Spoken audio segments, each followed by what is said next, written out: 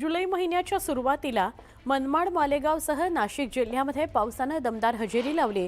मात्र त्यानंतर पावसानं दडी मारले आणि उगवलेली पिकं करपू लागली।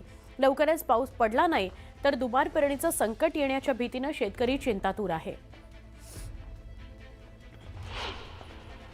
मी आता आलो आहे मनमाड पासून जवळ असलेल्या नागापूर गावातील एका शेतात।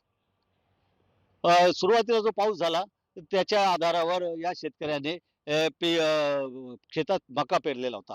मात्र पाऊस गायब झाल्यामुळे आता आपण बघू शकतो की हा जो मका पीक आहे तो करपू लागलेला आहे आणि पावसाअभावी जी शेती आहे, जी जमीन आहे त्याला आता भेगा पडायला सुरुवात झालेली आहे। एका प्रकारे हे जे पीक आहे ते पावसाअभावी धोक्यात आलेले आहे।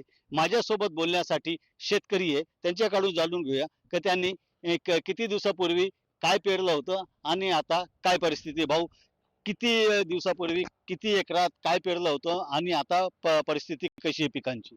आपण बघितलं असेल की जूनमध्ये पूर्ण जून हा कोरडा गेला.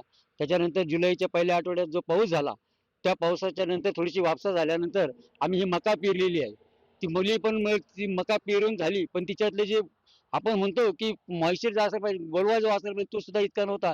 त्यामुळे जवळजवळ 75% ती मका उगवली. परंतु आता अशी वेळ आलेली आहे की आता जी उगवलेली मका आहे ती आता करपू लागलेली आहे. आता जर अजून 2-4 दिवसात जर पाऊस नाही आला, तर ही मका ही जळली जाणार आहे, ती करपून जाणार आहे. त्याच्यानंतर पाऊस बी होऊन तिचा काही उपयोग होणार नाही।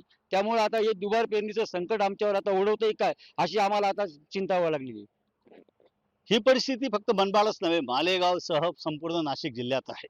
सुरुवातीला जो पाऊस झाला तर काही शेतकऱ्यांनी पेरणी केलेली आहे, मात्र अद्यापही बहुतांश शेतकऱ्यांची पेरणी बाकी आहे। एकीकडे काही शेतकऱ्यांची झाली नाही, दुसरीकडे ज्यांनी पेरलं ते उगवलं, मात्र आता कडक ऊन पडत असल्यामुळे पावसाअभावी पिकं करपू लागली आणि शेतकरी पुन्हा संकटात सापडलेला आहे।